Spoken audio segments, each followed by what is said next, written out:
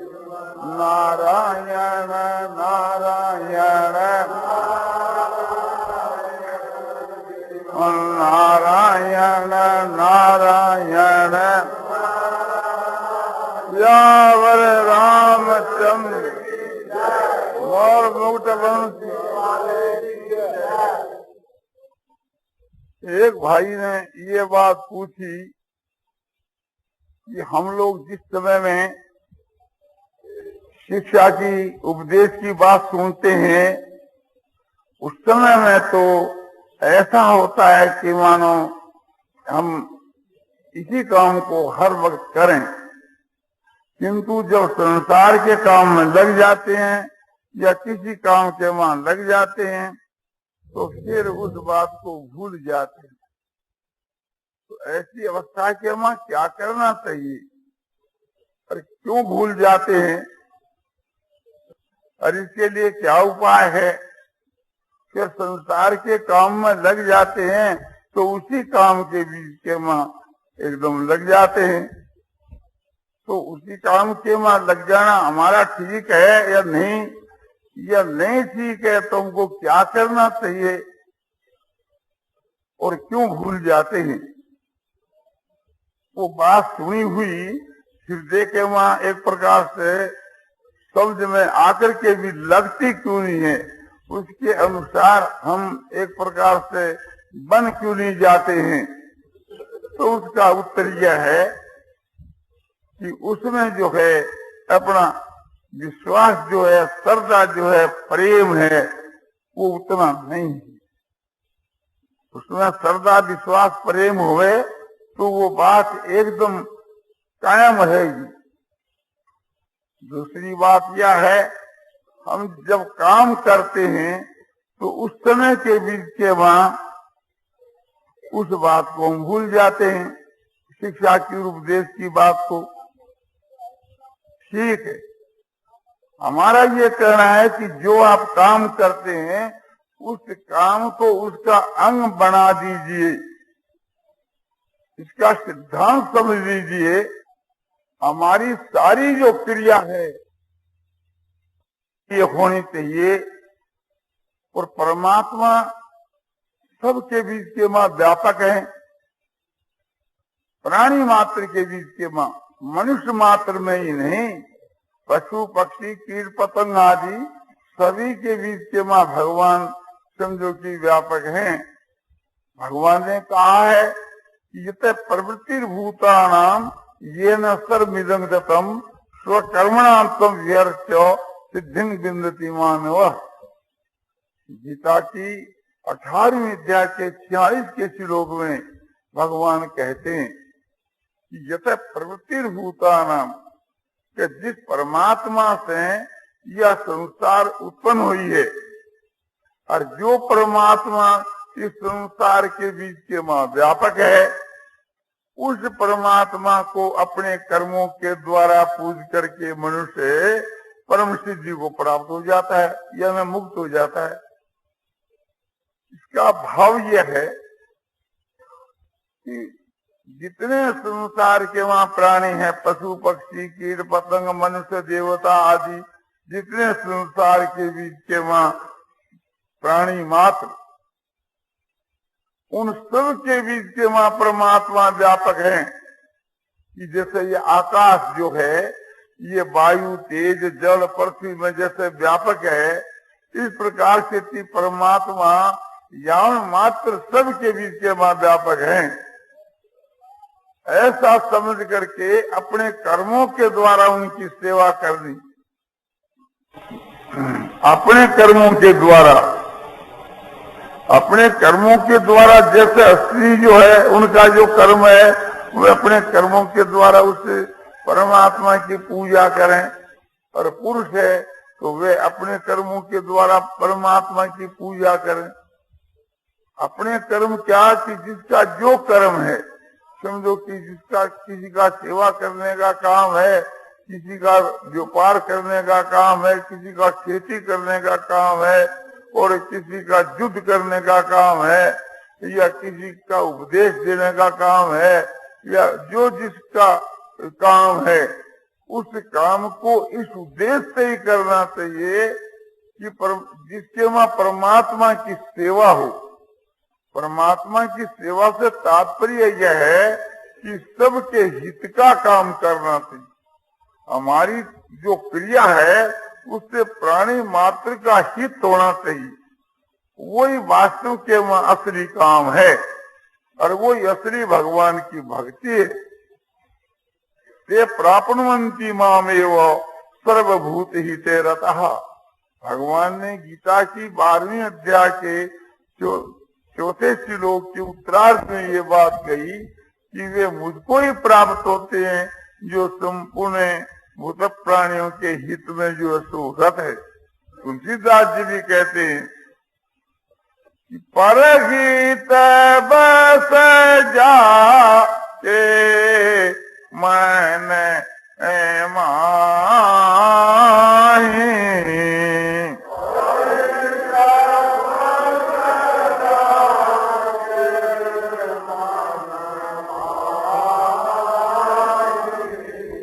ताको कछु दुर्लभ जग नाहि।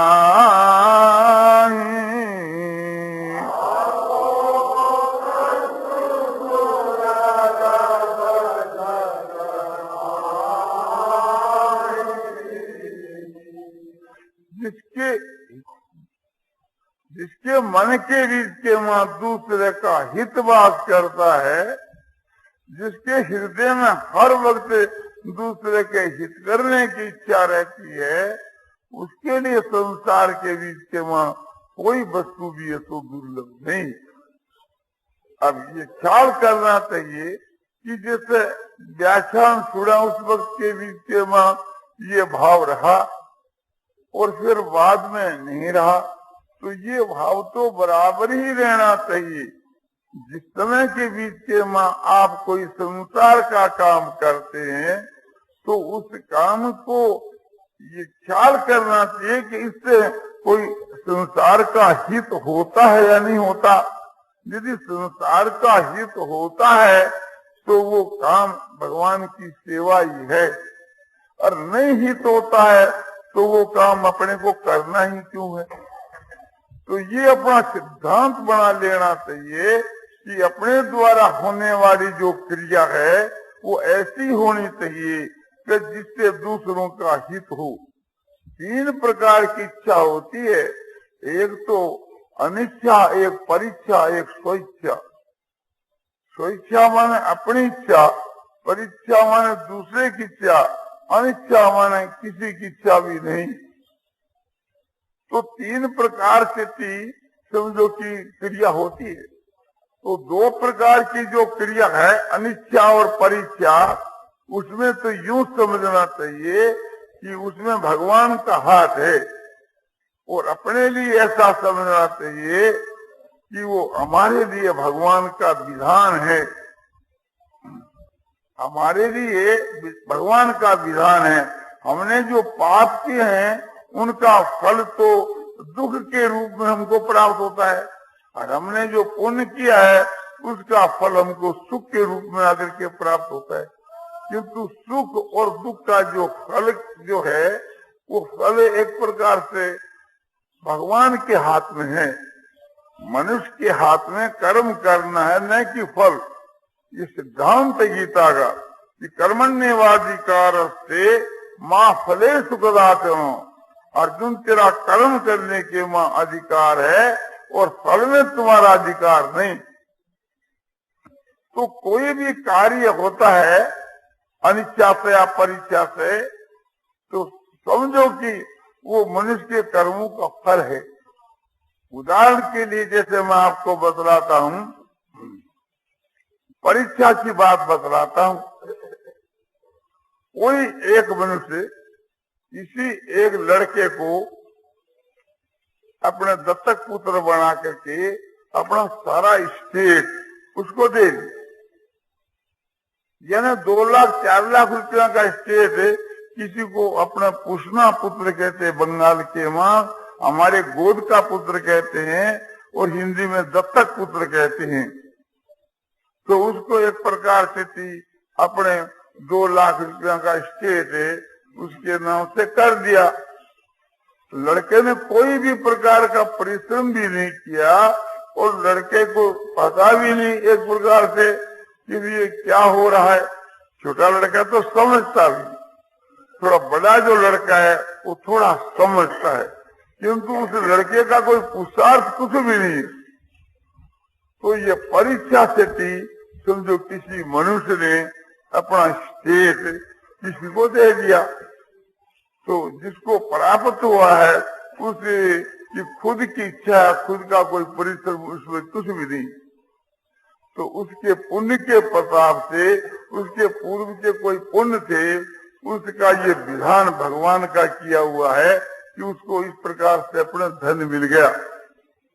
दूसरी बात यह है कि कोई 10,000 रुपया लेकर के रेल का वहां जा रहा है, वही लड़का जा रहा है और समझो कि रास्ते में चोर डाकू मिल गए, उसको जान से मार डाला और रुपये तो ले गई, तो ये उसके पाप के फल का नतीजा हुआ।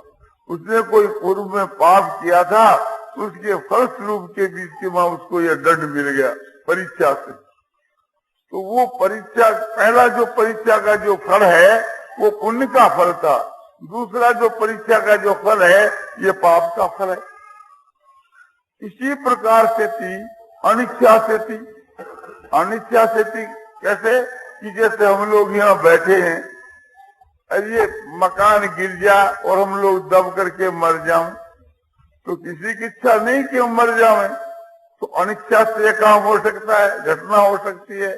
कहीं भूकंप आ गया और समझो कि जमीन फट करके हजारों लाखों आदमी मर गए, कहीं बाढ़ आ गई और उसमें लोग होश से बह गए, कहीं अकाल पड़ गया उसमें लोग मर गए। तो इस प्रकार से थी, समझो कि अनिच्छा से लोग मर जाते हैं, रोग से मर जाते हैं, तो उसमें भी किसी की इच्छा नहीं कि एक प्रकार से हम रोग से मर जाएं, तो ये पाप का फल है। थोड़ी जो हानि है, बड़ी जो हानि है, पाप का फल है। इसी प्रकार से पुण्य का फल है। पुण्य का फल यह है कि समझ लो कि उसको कोई प्रकार का लाभ हो गया, उसके समझो कि घर के बीच के वहां जो मकान है, जगह जमीन है, उसका 4 डबल दाम हो गया, 1 लाख की चीज का 4 लाख रुपया हो गया। किसी ने दान भी नहीं दिया और समझो उसकी भी कोई इच्छा किसी नहीं थी, इसी प्रकार से धन बढ़ गया घर के वहां बैठे बैठे। तो ये अनिच्छा प्रारब्ध का फल है, माने पूर्व के पुण्य का ये उसको फल मिला, भगवान ने उसका विधान कर रखा था। तो अनिच्छा और परीक्षा के बीच के वहां कोई किसी का चारा भी नहीं है। हम जानते भी नहीं कि 1 मिनट के बाद के बीच के वहां अनिच्छा से या परीक्षा से मुझको कोई नुकसान होने वाला है या कोई लाभ होने वाला है, वो तो होने के बाद पता लगता है। तो इस वास्ते ये तो भगवान का विधान ही मानना पड़ता है। कोई भी आदमी नहीं जानता कि समझो कि गंगा बहती है, इसके वहां बाढ़ आकर के हजारों आदमी बह जाएंगे, समझो कि बैठे हैं और अचानक भूकंप हो जाता है और लाखों आदमी मर जाते हैं। इस बात का किसी को भी ज्ञान नहीं था कि एक प्रकार से ये घटना होने वाली है।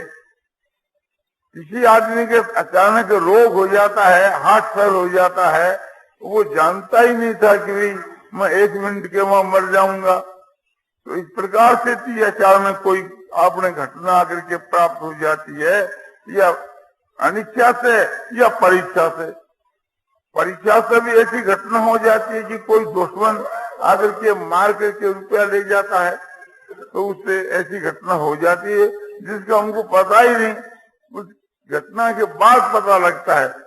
तो इस प्रकार से अनिच्छा और परीक्षा से होने वाली जो क्रिया है वो तो एक प्रकार से एकदम प्रारब्ध का ही फल है, उसमें मनुष्य का किसी विचारा नहीं। और स्वेच्छा पूर्वक जो हम क्रिया करते हैं उसके लिए शास्त्र आधार। तस्मात् भगवान कहते हैं तस्मात् शास्त्र प्रमाण कार्य कार्य व्यवसितो ज्ञात्वा शास्त्र ध्यानोक्तम कर्म कर्तुम यारसी। कर्तव्य तो क्या है, अकर्तव्य क्या है, इस विषय के वहां शास्त्र ही प्रमाण है। इसलिए शास्त्र की तरफ देख करके और तुम कर्म करने के लिए योग्य हो। नारायण नारायण नारायण।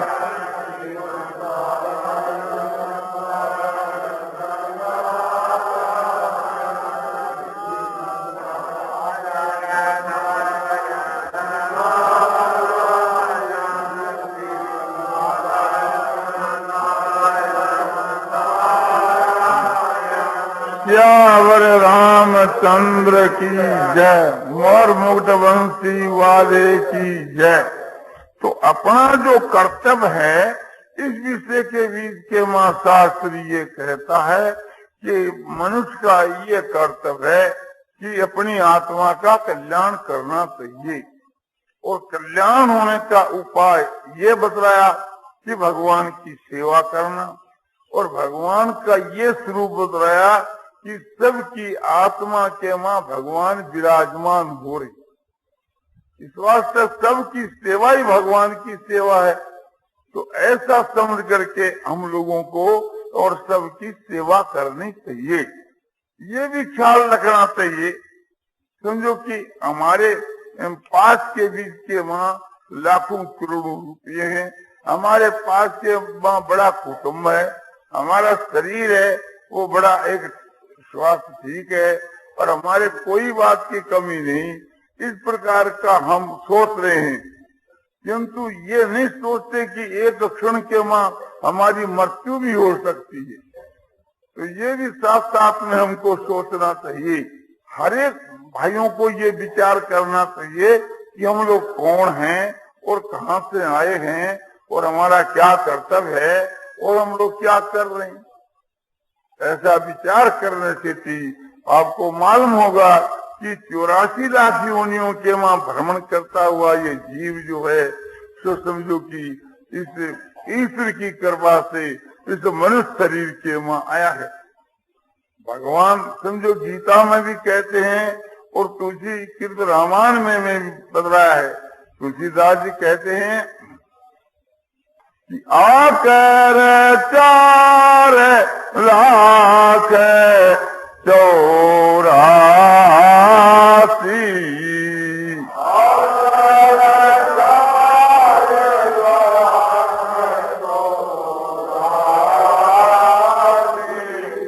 योनि भ्रमत यह जीव अविनाशी।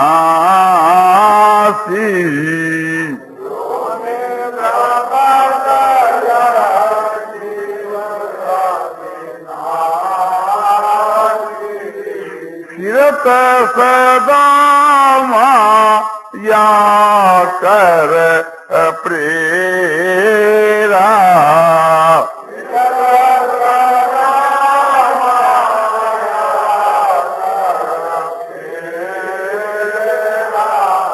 काल कर्म स्वभाव गुण घेरा।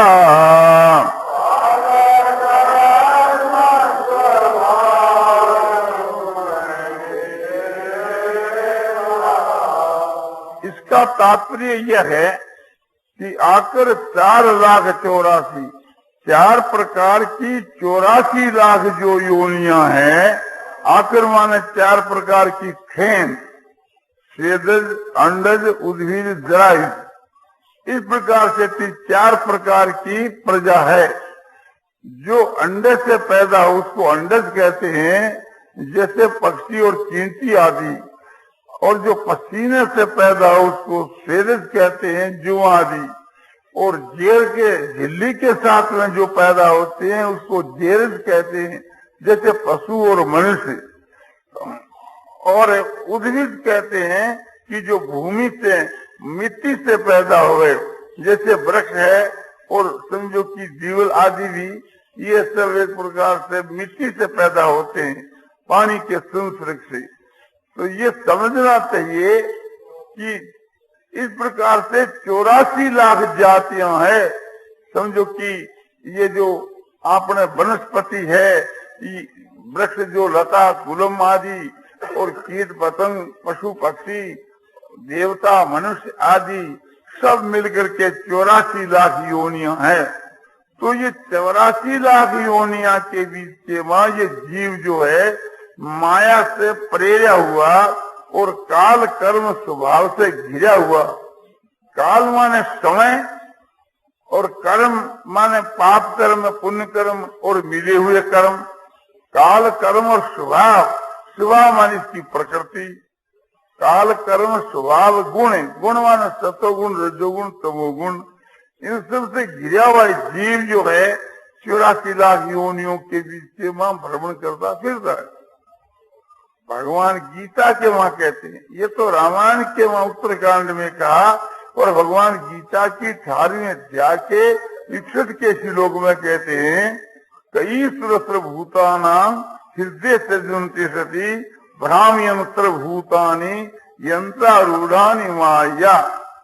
ईश्वर जो है सारे भूत प्राणियों के हृदय के मस्तिष्क जो ईश्वर है, यंत्रारूढ़ानि भूतानि, शरीर रूपी यंत्र के मां आरूढ़ जो भूत प्राणी है, ये समझो कि माया के द्वारा कर्मों के अनुसार संसार के मां 84 लाख योनियों के मां ऐसो परमाते हैं। कौन के ईश्वर, ईश्वर भूतानां हृदय से जनती सती। हे अर्जुन, ईश्वर जो है तो सबके हृदय का स्थित है, और भ्रामयन सर्वभूतानि, और सारे भूतों को भ्रमाता कर्मों के अनुसार, या यूं का जो काल कर्म स्वभाव और गुण के अनुसार उसी का विस्तार। ईश्वर जो है तो सबको भ्रमाता है उसके कर्मों के अनुसार स्वभाव के अनुसार। तो ये ख्याल करना चाहिए कि फिर ये मनुष्य का शरीर कैसे मिलता है। तो बतलाया जाता है, तुलसीदास जी कहते हैं, कबहू कै करी करुणा नर देगी।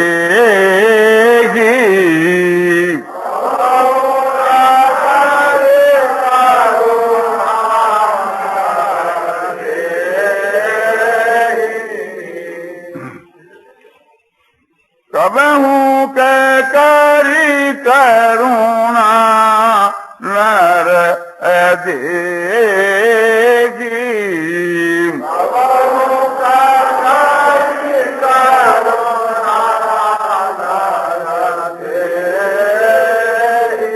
और देत ईस बिनु हेत सनेगी।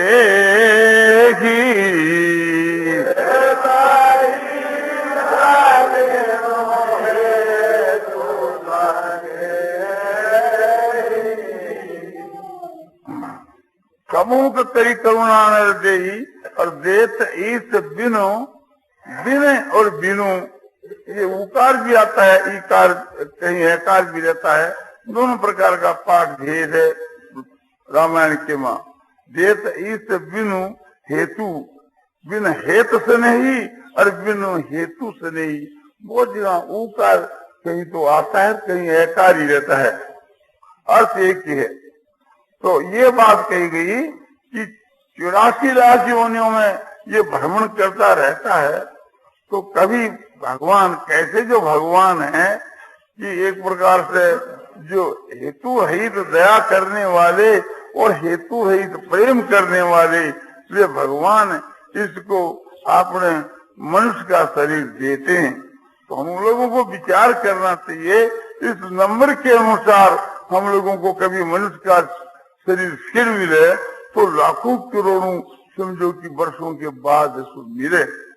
तो ये मनुष्य का शरीर जो हम लोगों को मिला है, किस लिए मिला है? आत्मा के कल्याण के लिए, न कि इसको बर्बाद करने के लिए, न कि एक प्रकार से संसार के वहां किसी का अनिष्ट करने के लिए। तो ये मिला है आत्मा के कल्याण करने के लिए। तो मनुष्य के शरीर को पाकर जो अपनी आत्मा का उद्धार नहीं करता है, कल्याण नहीं करता है, वो ये तो मूर्ख है। नरक पाय विषय मन देखी।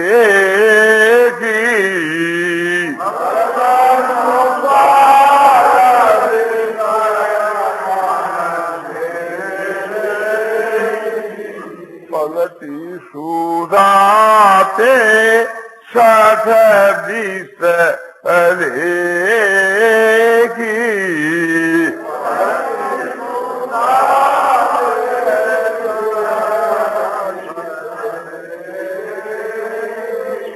मनुष्य को शरीर पाकर के जो विषय भोगों के वहां जो मन लगाता है वह मूर्ख अमृत के बदले में विष को लेता है। अमृत क्या है कि परमात्मा की प्राप्ति का जो साधन है, अपनी आत्मा के कल्याण का जो साधन है वो तो है अमृत।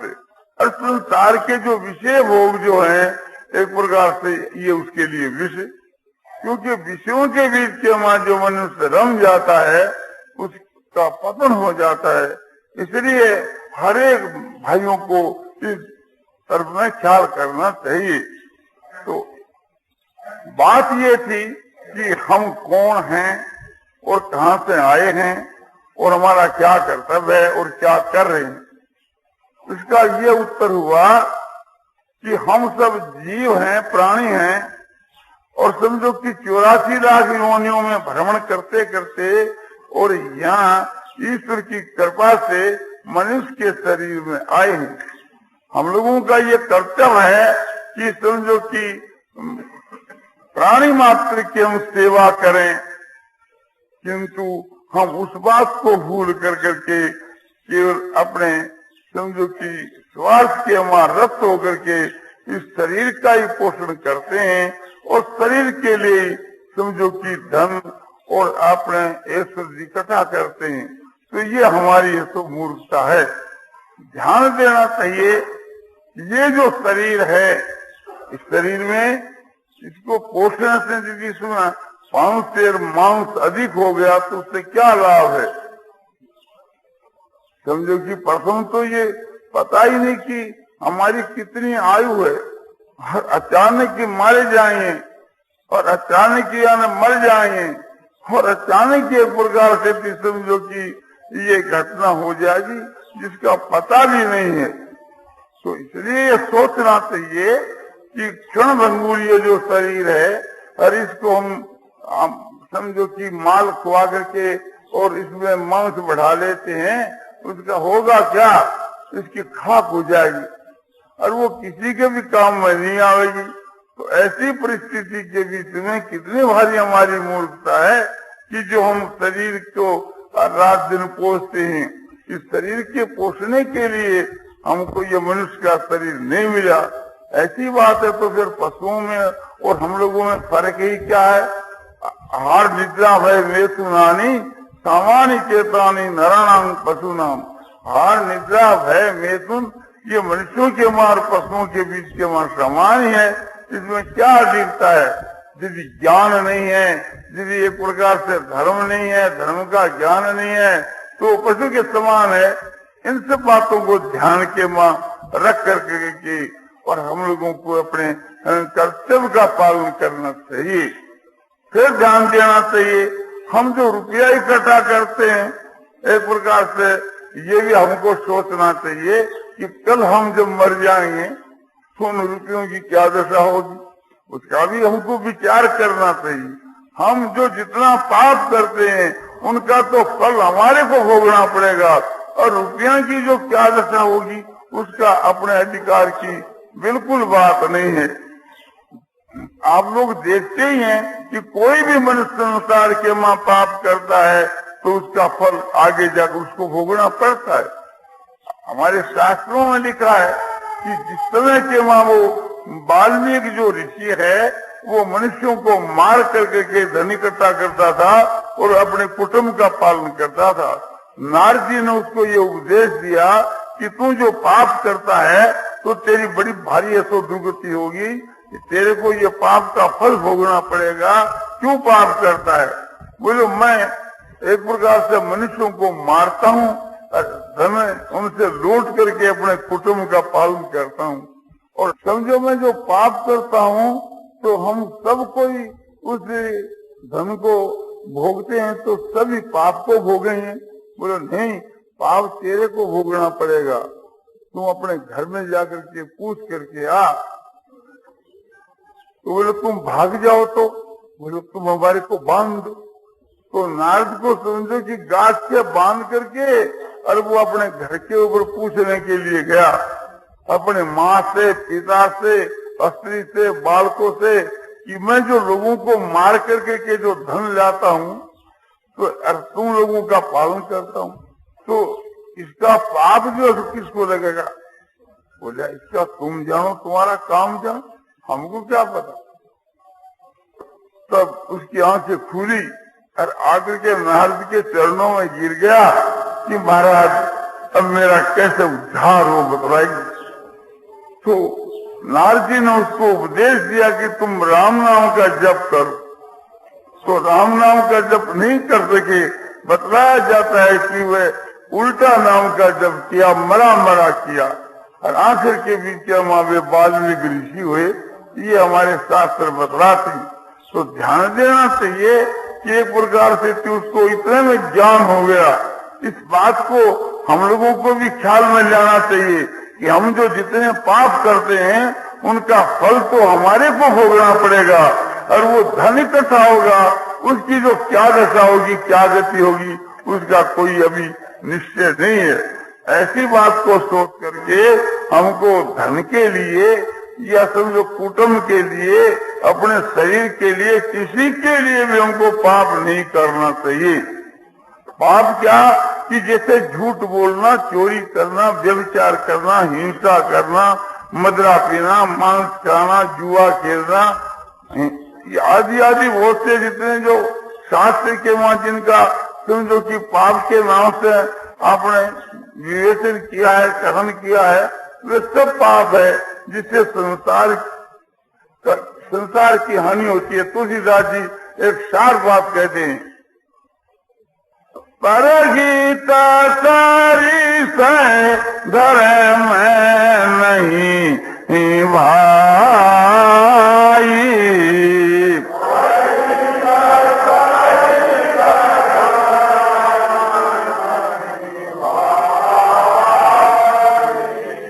पर पीड़ा सम नहीं अजमाई।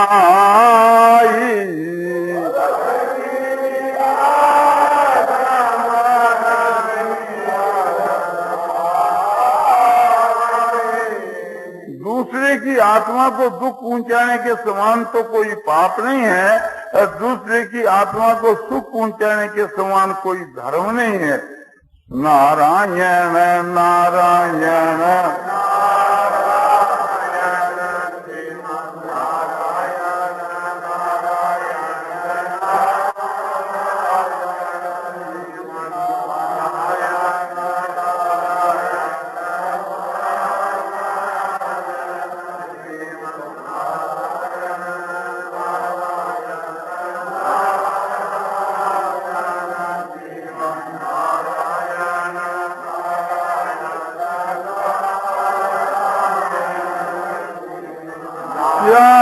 रामचंद्र की जय, मोर मुक्त बंसी वाले की जय।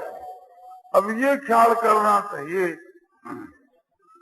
कि ईश्वर क्या चीज है, और समझो कि ये जीवात्मा क्या चीज है, और ये जो हमारे सामने जो संसार दिखती है दृश्य, ये क्या चीज है, और समझो ईश्वर की जो प्रकृति है वो क्या चीज है, और इन सब का परस्पर में क्या संबंध है। जब इतना ही हमारे को ज्ञान नहीं तो क्या हम वो एक प्रकार आगे जा क्या कर सकेंगे। तो ये भी ज्ञान होने की बड़ी आवश्यकता है। तो ईश्वर जो चीज है और जीव जो चीज है, ये दोनों चेतन है, और ये जो जड़ जो है और ईश्वर की जो शक्ति है, ये दोनों तो जड़ है। ये जो दृश्य वर्ग जो है ये क्या चीज है कि जो ईश्वर की जो शक्ति जिसका नाम प्रकृति है, उस प्रकृति का कार्य है, विकार है प्रकृति का। कार्य कर्म करते हेतु प्रकृति रुच्यते, कार्य और कर्म का जो विस्तार है उसका हेतु तो प्रकृति है। 10 जो कार्य, 13 कर्ण, कर्ण माने द्वार, माने 5 इंद्रियां, ज्ञान इंद्रिय, 5 कर्म इंद्रिय, मन बुद्धि अहंकार, 13 तो ये, और 10 पदार्थ ये समझो कि आकाश वायु तेज जल पृथ्वी, 5 भूत और 5 विषय, शब्द स्पर्श रूप रस, ये 23 पदार्थ संसार के वहाँ, ये जड़ प्रकृति, जड़ संसार के बीच में 23 पदार्थ है। इनका मूल जो प्रकृति है वही कारण है। इस वास्ते का कार्य कर्ण कर्तृत्व हेतु प्रकृति रुच्यते, कार्य और कर्ण के कृतित्व में प्रकृति हेतु है। प्रकृति माने ईश्वर की शक्ति। तो ईश्वर की शक्ति क्या? ईश्वर की शक्ति, शक्ति जो चीज है वो एक प्रकार से समझो कि ईश्वर के साथ में ये संबंध है, ईश्वर शक्तिमान है, वो उसकी शक्ति है। और जीव के साथ में ईश्वर का क्या संबंध है? जीव के साथ में ईश्वर का ये संबंध है कि जीवात्मा ईश्वर का अंश है। ममी मानसो जीवलोक के जीव होते सनातन है, ये जीवात्मा मेरा ही सनातन अंश है। भगवान गीता की 15वें अध्याय के 7वें श्लोक में कहते हैं, तुलसीदास जी भी रामायण में कहते हैं कि ईश्वर अंश जीव विनाशी, चेतन अमल सहज सुख राशि। ये जीवात्मा ईश्वर का अंश है, चेतन है, मल रहित है, आनंद की राशि है। इस प्रकार से इसको ईश्वर का अंश बतलाया गया है। अब इसका समझो कि इस जड़ प्रकृति के साथ के बीच के वहां जो शरीर है, ये जड़ प्रकृति का ही कार्य है, तो प्रकृति के साथ में इसका क्या संबंध है?